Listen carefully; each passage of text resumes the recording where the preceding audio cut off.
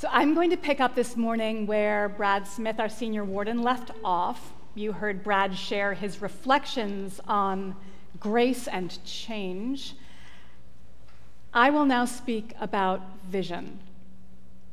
Though I stand before you in the pulpit, my words this morning on Annual Meeting Sunday are not exactly a sermon. Rather, they are a casting of a vision. So let's start by defining that word. In the present tense, vision means simply the ability to see. So our work at annual meeting is largely the formal state of the parish address by vestry officers letting you know what it is we see right now at Christ Church. A snapshot of our finances, reports on current programs, the introduction and election of parish leaders, a few words about the status of our staff, our physical plant, and our demographics. But this present tense meaning of vision is no mere formality. It is in service of a larger cause, namely our vision in the present tense. Vision as both a vivid mental image of what our shared future at Christ Church will or can be, as well as the ability to think and plan for that future with imagination and wisdom. So 1 year ago, I stood before you at annual meeting with my own shiny vision burning a hole in my pocket, but it was not yet time to speak those words out loud. I'd only just arrived. I hadn't adjusted my present tense lenses as your new rector, and it wasn't yet my place to articulate a dream for Christ Church that might focus and inspire us to become the people God yearns for us to be. After a year of teaching and preaching, of baptizing and burying, of hospital visits and weddings, vestry meetings, stewardship and budgeting, of countless one-on-one conversations and small group gatherings, and Easter and Christmas and Easter again, the time has come for me to paint a word picture for you, for us.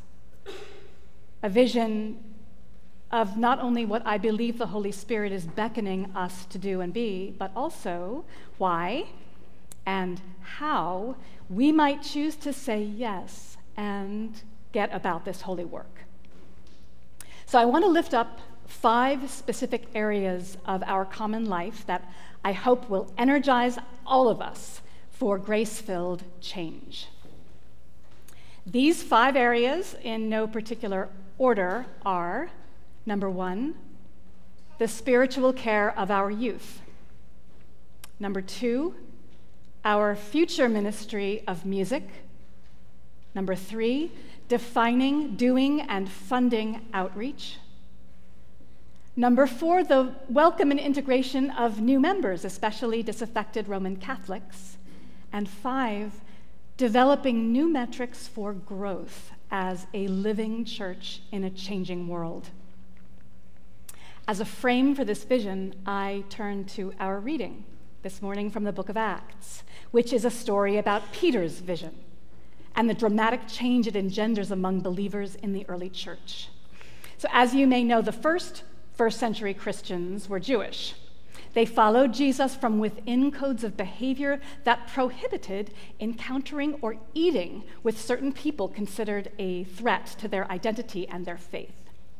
Peter is one of them.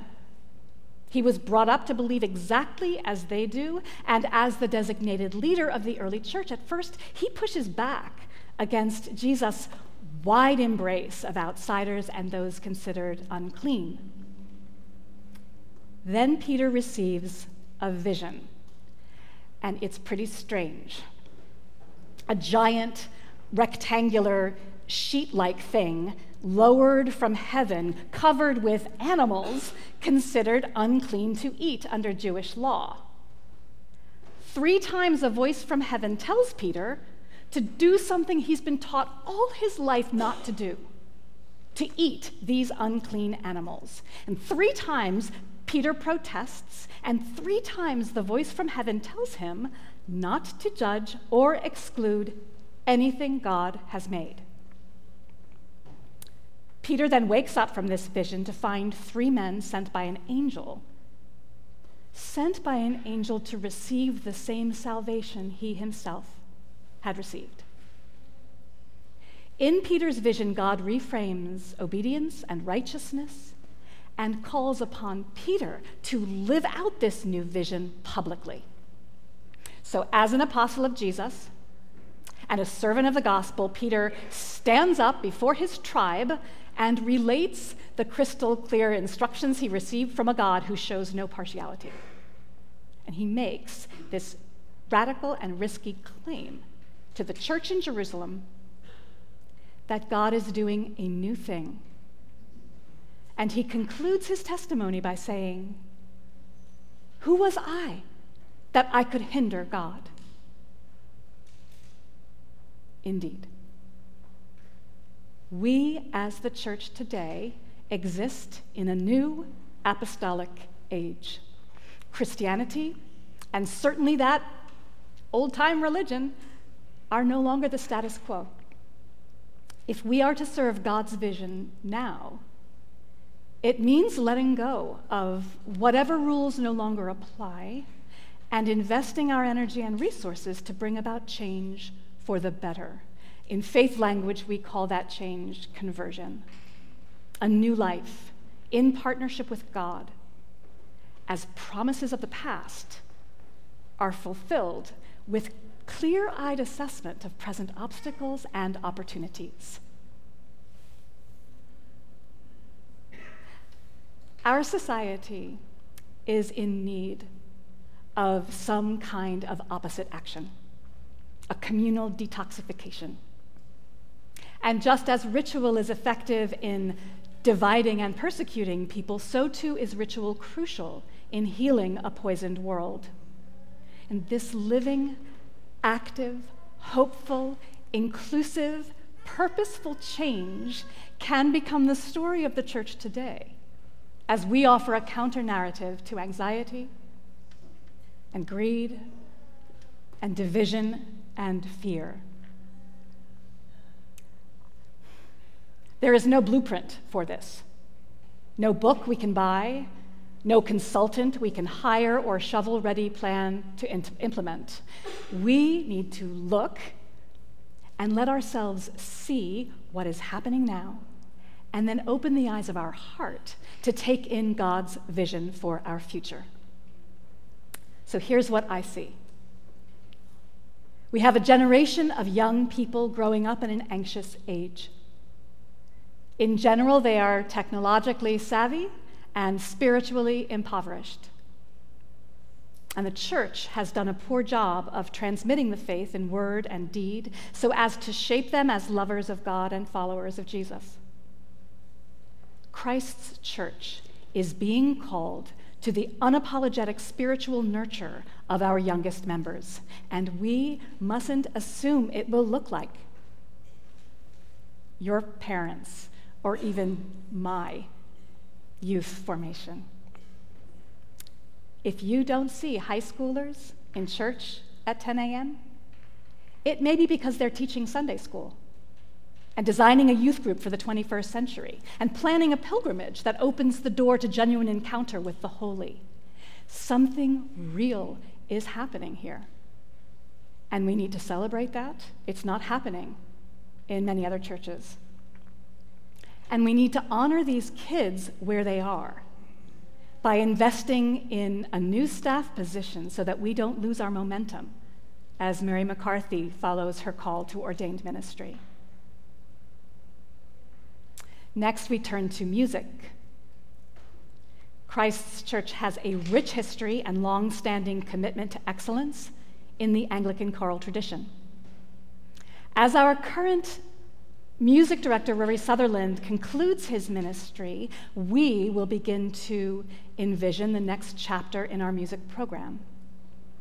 Without losing our identity or integrity, we may consider embracing a wider and varied musical expression as a vehicle for worship, particularly as we welcome more people unfamiliar with our Episcopal faith practices.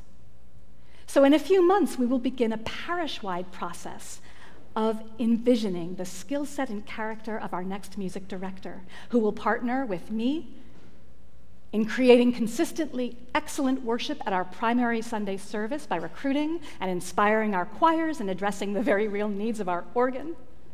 And in addition to this, we will all be asked to imagine and experience how music may be a tool of evangelism and worship in ways we have yet to experience, so as to transform future worshipers in this sacred space. Thirdly, we will structure a conversation about outreach in this modern moment. So for generations, parishioners gave money to the church, and the church channeled those funds to meet local and global needs. Today, more and more of us do our charitable and philanthropic giving on our own, which doesn't take away the obligation our church has to do meaningful outreach, but it does impact how we target and fund our efforts going forward. Transparency is essential. So our custom has been to hold a biennial fundraiser to raise money to give grants to organizations over a 2-year period. But in recent years, this method has proved less and less effective, as it is overly dependent on a handful of large givers who are already among the church's top pledgers. And we need to have a candid conversation about the work of the church in making disciples. Primarily, that's our work. And then how we might gain a new appreciation and understanding of outreach beyond the Episcopal Church's former model of the generous benefactor. I will tell you this is very, very hard work, but it is much needed if Christ's church is to be a part of meaningful change. A fourth area of transformation already underway is how we welcome the stranger, the visitor, and new members into our common life. Increasingly, individuals and families who cross our threshold for the first time are unfamiliar with what it means to be an Episcopalian. Some of you lifetime Episcopalians may think you're actually unfamiliar with what it means to be an Episcopalian. But people who come through our doors for the first time, they may not even identify as Christian. More and more adults were not baptized as children for various reasons. Regularly, I hear grandparents in our community expressing consternation that their grandchildren aren't being raised in a church. And then on the other side, Roman Catholics who have been traumatized by the predatory behavior of priests and exclusionary church teachings, they are finding a home at Christ Church. So to embrace all of those who are hungry for a relationship with God in a worshiping community, we need to provide a user-friendly on-ramp to participation, as well as comprehension of what and how we believe. Finally, we need a vision for growth and clarity around what growth means and how we measure it. The church retains old standards for measuring parish growth and vitality. The classic metric is ASA. Have you heard that? Average Sunday attendance. We need to revise and reimagine growth for Christ's Church in Rye, New York in 2019 and beyond, because regular participation in the life of the church is now assumed to be about one Sunday a month. So measuring average Sunday attendance may not capture spiritual growth or engagement with programs or participation in outreach or the other ministries we have here. We need an unambiguous definition of membership. We need technology that supports effective communication and engagement, and we need to release our fear that the church is dying or becoming irrelevant, because it is not. What we are experiencing is resurrection. That is our story. We are being reborn because that is how God does things. And in this day and age, there is truth to the saying, you cannot change what you cannot measure. We need candid communication about money and high expectations, those you have for me, those I have for you, and expectations we have for each other, and expectations God has for us. So as many of you know, next year, Christ Church will mark its 325th anniversary. 2020 is our year. Conveniently, it also happens to be shorthand for perfect vision. These 5 areas I've outlined are not meant to limit our vision, but to focus our work. And they are bound to overlap one another. Realizing them will depend on continued teaching and learning and living our baptism promises in real time and in broad daylight. I believe God is doing something bold among us. And I'm enough of a realist to know that casting a vision is a lot like casting a fishing line. It's not worth much if no one takes a bite. I hope you know how grateful I am to be Jesus' bellwether in this place and to lead you on his behalf.